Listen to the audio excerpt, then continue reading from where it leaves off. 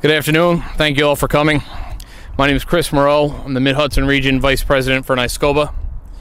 With me here today is County Executive Mark Molinaro, Senator Sue Serino, Assemblyman Kieran Lawler, NYSCOPBA President Mike Powers, NYSCOPBA Recording Secretary Chris Summers, NYSCOPBA Executive Vice President Kevin Donnelly, and NYSCOPBA Treasurer Frank Gilbo. We're here today because last week the state announced the closure of 6 correctional facilities from the west to the north to right here in the Mid-Hudson. This announcement was made without any input from the people that it will directly affect. And in typical Department of Corrections fashion, we were given no heads up whatsoever. The notice was given to the by the state to our organization to attend the meeting. 10 minutes later, a memo was out to the public. This is starting to become a yearly slap in the face to our membership. And to top all this off, the 90-day notification used to skirt the laws on the books requiring a year's notification to close these facilities, our membership was once again caught on their heels. I'd like to bring up President Powers to say a few words. Thank you, Chris. Thank you all for coming here today. I just want to expand on something real quick. Here we are on the cusp of the holidays, and 2 years in a row, we're looking at facility closures that have a direct impact on our membership and the employees that work for the Department of Corrections and Community Supervision. As Chris mentioned, this is a bit of a slap in the face to us, as this alters many lives. Morales and many lives of our members that have to uproot their families and potentially move to other areas of the state in order to maintain their job. Currently in the state of New York, in this agency, the morale is not very good at all. We're dealing with a lot of violence in our facilities. We're dealing with a lot of contraband in our facilities, and with that comes pretty poor morale. Our membership, which we're hearing daily as a board, are starting to lose faith in the agency. We're looking at a potentially $142 million savings this budget calls for. What about all the other years? What of all the millions of dollars that have been saved through these potential closures and no reinvestment in the work that our members do on a continual basis? That reinvestment needs to be real. It needs to be forthcoming towards the rank and file for our department, and at this time we're not seeing any of it. Those savings need to come back in a reinvestment towards our staff for many of the programs that we've called for, the secure vendor package program, and a violence study over the assaults on staff in our correctional facilities and the amount of contraband coming in.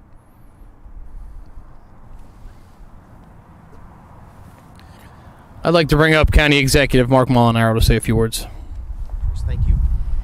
Thanks for joining us. Thank you to the men and women that provide for security at all of these facilities. I want to offer a couple comments on a couple different aspects of this announced closure. First, as a member of the state legislature some years ago, lived through this very experience with then Governor Spitzer and the abrupt announcement of closure of several facilities. As a member of the state legislature, we worked very hard, in fact, to require the state of New York to meet certain announcement requirements and redevelopment planning. None of that has been adhered to in this case. And Dutchess County broadly has been the victim of the state of New York's investment in development. And I say that I use victimization as appropriately when New York City and the state of New York didn't want those with mental health concerns, those with disabilities, and those who commit crimes in their communities. They built facilities in the suburbs. They built correctional facilities, psych centers, and other structures to contain individuals that they didn't want to care for. And then over the course of the last 30 years, the state of New York has abandoned those facilities. And with it, by the way, not only the structures laying dormant, becoming these massive pieces of property that don't ever get redeveloped, but with it went the services. And counties like ours, Nassau and Suffolk, all continue to live with growing needs for mental health services and community safety. The state's failure to work with local leaders, state legislators, and the people most affected, the employees, to develop both a plan for announcement, plan for closure, and a plan for redevelopment is continued victimization, and it's irresponsible. Secondly, the Downstate Correctional Facility was built for a purpose, 1979. It's actually one of the younger, if you will, facilities, and in a strange way, among the more modern. It's right now, there's significant construction underway, implementing security systems, enhancing and improving the facility. As I understand it, the state of New York's under contract right now that it will not be able to abandon, and therefore tax dollars will have been wasted. But this particular facility was built for a reason. It's a regional center that allows for thousands. In fact, administrative staff suggest as many as 26,000 individuals will pass through that door in a given year. Why? Because they're brought in, they're evaluated, in some cases provided critical mental health and substance use disorder treatment, and then transferred to someplace else, some other facility, hours upon hours away. As someone responsible for a correctional facility, I can tell you right now, telling an individual who might be dealing with substance use disorder or with severe mental health concerns, putting them on a bus and transporting them 3 and 4 hours away without that kind of interaction with professional staff only threatens their safety and the safety of the people who work with them. That facility is there for a reason. It helps to move people both into the state's correctional system and back out into the community. Thirdly, and I think as importantly, this announcement, and ultimately if the state is allowed to move forward with its closure, displaces 600 families and, by the way, those inmates within that facility. Those who rely on this place for employment will have to, with little notice at the worst time of year, dealing with a pandemic and heightened cost of living, will have to make the choice to move someplace else. Now, to some people, that might seem like a minor inconvenience. But to individuals whose entire livelihoods, whose children go to our schools, whose businesses may rely on them, to uproot them for no reason at all, and I'll get to that last, for no reason at all, is at best cruel to them. Those inmates also are within proximity to services that they receive from outside of the world. Legal defense, family connection, religious and faith connections. Those get uprooted and moved someplace else. That is an abandonment of the very basic concept that within a correctional facility, our hope is to help people correct behavior. All of that, by the way, again, cruel and unnecessary. The last point I'll make, I have been in public office for a very long time. The state of New York has often announced projected savings when they close these facilities. The state of New York never realizes the savings. Why? Because it is among the most inefficient, ineffective governments in the country. So what we have today is the state announcing that it will save billions or hundreds of millions, in this case, dollars. It will not realize those dollars. It will not achieve those savings. And to the points already made, any dollar saved will not go to the last point I'll make, the place it needs to go. We are living currently with an increase in criminal behavior. In every corner of the state legislature and the Democrat majority in both houses, along with the governor, have endorsed policies that have produced a deterioration of public safety, sought to undermine the work of law enforcement, and resulted in the re-victimization of victims and witnesses. We see it every day in our communities. And at this very moment, we have an incoming mayor of the city of New York who says that policy isn't so smart.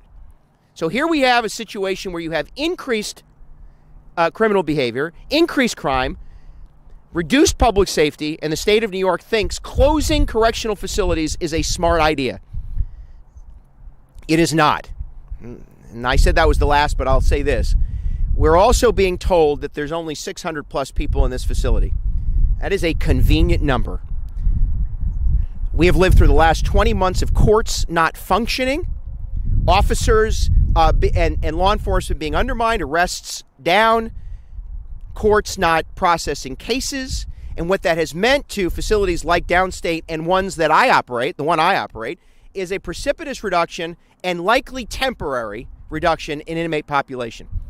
And every time the state has closed a correctional facility, I can tell you what has occurred. When they close a state facility, they force more inmates to county facilities, requiring us to maintain their care, requiring us to shoulder their costs, and threatening the safety and security of the people in those facilities. It happens every time. This governor promised transparency and collaboration. The Department of Corrections is compelled by law to meet certain requirements. None of that has occurred in this case, and we ask the state of New York not only to reconsider, but to absolutely change this course of action. It is dangerous. It is not efficient. It will not result in the savings, and ultimately will leave yet one more gaping hole in this community. Thanks very much. I'd like to bring up Senator Susurino. Thank you so much for everybody joining here today. You know, since the start of the COVID pandemic, hundreds of our neighbors who work at Downstate Correctional Facility have selflessly put their health on the line to do their jobs, protect our community, and return home to their loved ones. And how are they being repaid? With surprise of a pending closure just weeks before the holiday season. It's not right, and all of us here today are committed to developing a better path forward. And I think it's important to remember, too, that the proposed closure will hurt both our prison workforce and those that are incarcerated, who will likely be sent to more crowded facilities while the COVID-19 pandemic continues to pose a threat. It just doesn't make any sense. Earlier this year, there was talk that any facility slated for closure could be converted for other purposes, substance abuse treatment centers or the like. But based on the facilities that were slated for closure, that seems just like more lip service from the politicians in Albany. And I don't know about anybody here with me today, but I haven't heard about anybody being trained to work in any of these new proposed facilities at all. That would have been a good plan. So it doesn't make sense. And I also look at this too from another point of view. Being a single mom for a portion of my life, I can't even imagine of having to move or even travel just a couple hours difference while I have a child in school. It's just, a lot of this is just absolutely awful. And once again, it's our neighbors who are left scrambling, our neighbors who have to bear the economic burden of this closure, and our neighbors who will have to wonder what will become of another massive state abandoned property. And as Marcus had mentioned, you know, the state doesn't have a good track record with both the Beacon facility and it took many, many years with even the Hudson River Psychiatric Center. And let me be clear, this announcement came as a complete and total shock. There was absolutely no communication in advance from the state. In fact, I didn't get a letter from docs confirming the news until hours after the news blogs were already publicly spreading the word. What a slap in the face to the hardworking men and women who show up here every single day to do their best to ensure public safety. Our new governor promised to take a different approach from her predecessor. She promised to govern by listening, and I was hopeful that we would be similar in that regard. But instead, Albany continues its tradition of governing by arbitrary standards and metrics with no communication with the people who actually have skin in the game in the communities that are impacted. No understanding of our neighbors beyond the numbers represented on spreadsheets. It is not right, and I urge Governor Hochul to fulfill her promise, slow down the process, open a meaningful dialogue, and reconsider the decision to close Downstate Correctional Facility. Thank you. Assemblyman Kieran Lawler. Good afternoon. The closure of Downstate and the other prisons that were announced to be closed earlier this month aren't being closed for efficiency reasons. They're not being closed to save taxpayer dollars. If that were the case, they would have brought in all the stakeholders. They would have brought in the corrections officers. They would have brought in the other employees and the others who have a stake in this, the communities that have a stake in this. And they would have brought those stakeholders into a room, and we would have figured this out over a period of time, and we would have come up with the best possible solution. This is New York State government. New York State government doesn't do too many things quickly and decisively. But this was done quickly, and this was done decisively, without any stakeholders being told. And I think it was done because it's the triumph of politics and the triumph of ideology over common sense and over public safety. I've seen in 7.5 years or 8.5 years in the Assembly there is an ideology and there's a political view that the system is wrong and the people who are in correctional facilities are not wrong. And that view has manifested itself with the behavior and the decisions of the parole board. I've seen domestic terrorists released. We've seen dozens of cop killers paroled here in New York State. On the other end of the criminal justice spectrum, at the law enforcement police officer end, at the court end, we see bail reform. We see discovery reform. And we have this ideology that has put aside public safety and put aside common sense. And what they've said is, they've said, we care about the politics of this. Shutting prisons is good politics for the powers that be in Albany right now. And the communities be damned and public safeties be damned. And that's what's going on here. Not efficiency, not standing up for the taxpayers, nothing other than politics. And I'll even say this, it's election year politics. There is an election coming up in less than a year. The governor who made this decision is a candidate for election to win the governorship in her own right. And that's also to play here. And this community, the corrections officers, the employees, and those who wish to be safe in our communities are the victims of that political and ideological decision. Thank you. Thank you, Karen. Our members are frustrated. They're frustrated because we receive nothing but contradictions from both the department and the governor's office. We're told that, we want to get inmates closer to their families in the city. They passed legislation that orders such. Here we have a facility that houses 1,300 inmates that can be within an hour of New York City. These inmates will now be sent up north, out west, further from their families. We have 600 staff members. Docs will be quick to say, "Hey, listen, we're not gonna see any layoffs." You're right. But we'll see resignations. We'll see retirements. We'll see people that are displaced so far away from home that their families will disconnect. It is infuriating that the department continues to give us these 90-day notifications for families to relocate, to uproot their kids. These aren't just corrections officers. These are T-ball coaches. These are members of the community, mothers, fathers, school teachers, bus drivers. They wear many hats. They make the facilities run, but they also keep the communities afloat. And to receive this yearly slap in the face right around the holidays, it's disingenuous. I would call on the governor here to explain the disconnect, because when we hear facilities are going to be repurposed, that she wants an alternative to basic confinement. But then in the next breath, we have a department that shuts down a drug treatment facility. It shuts down a facility that's in the middle of a $50 million project to increase programming. Our members don't understand. There's no continuity in what's being said and what's being done. I would urge the public to ask the $142 million, ask of the $142 million that is supposedly being saved, reinvest that into the remaining facilities. The problem is all the money that's touted. First off, as a taxpayer, I've never seen a reduction in my taxes despite all these prison closures. And I can tell you as an officer, I've never seen my facilities get any safer. None of those savings are realized within the department. Reinvest in your remaining staff. Reinvest in your remaining facilities. Do what you can to keep our guys safe, because right now our membership does not have confidence in the department or the governor to keep us safe. I'm open for any questions. Are you here today to announce any kind of action or just voice concerns? No, we're here to voice concerns. We're here to voice concerns, voice frustrations. Nothing has been done with all the savings that the so-called savings that has been incurred from these prison closures. We need a reinvestment in the facilities. We need to do something to make the facilities safer for not just the officers, but for the inmates.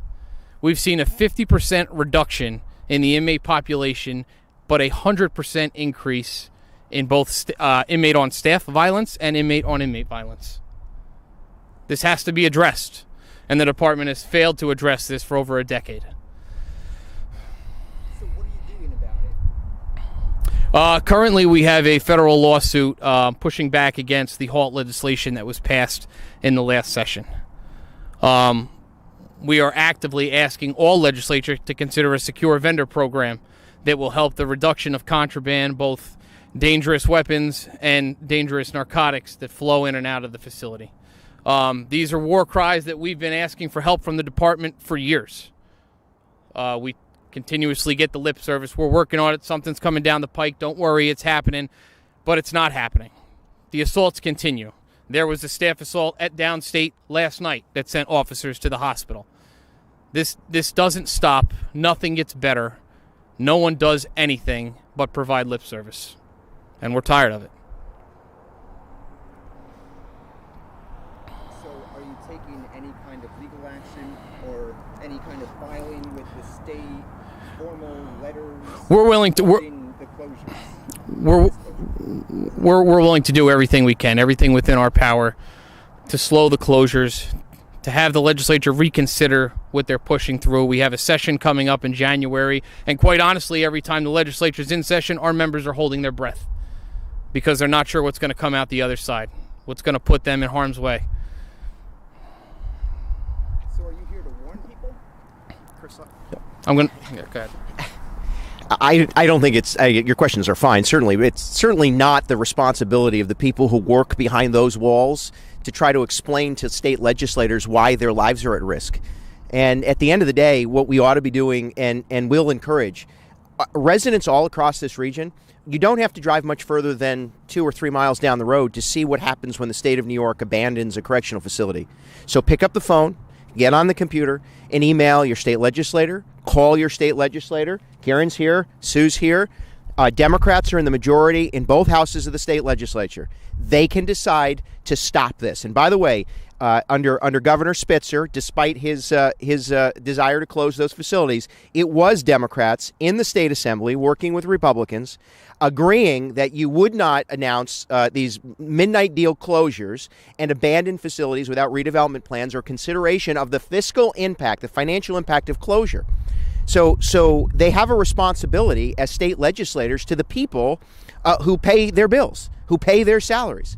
And so pick up the phone, call your state legislator, ask the Democrat senator, ask the Democrat assembly member, ask the person who represents you, ask your member of Congress why it's okay for the state of New York to ignore the law that they are required to adhere to. Why is it okay to simply make an announcement without any coordination, any collaboration, and no plan? And what is going to happen with not only the building once abandoned, but more importantly, what happens to the families, what happens to the inmates, and what happens to the services. And if there is no answer today, then there was never any intention to be honest about this. That's what residents ought to do.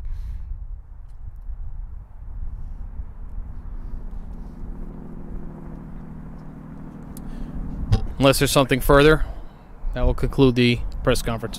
Has the union had any conversations with Democratic lawmakers? We have continuous conversations with Democratic lawmakers. They fall on deaf ears.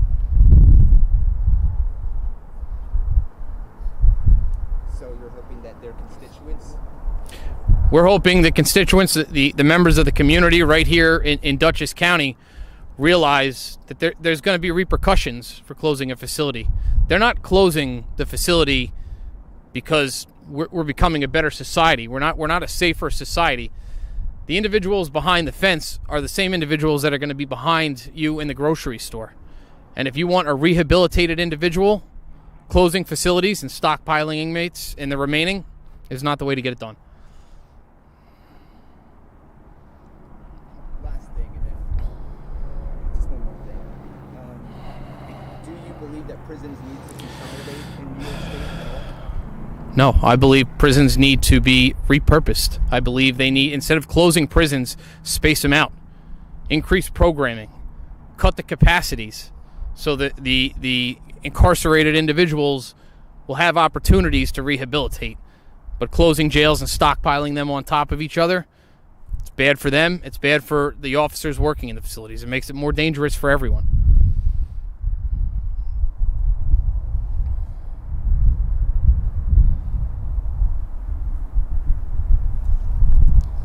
Good. Thank you.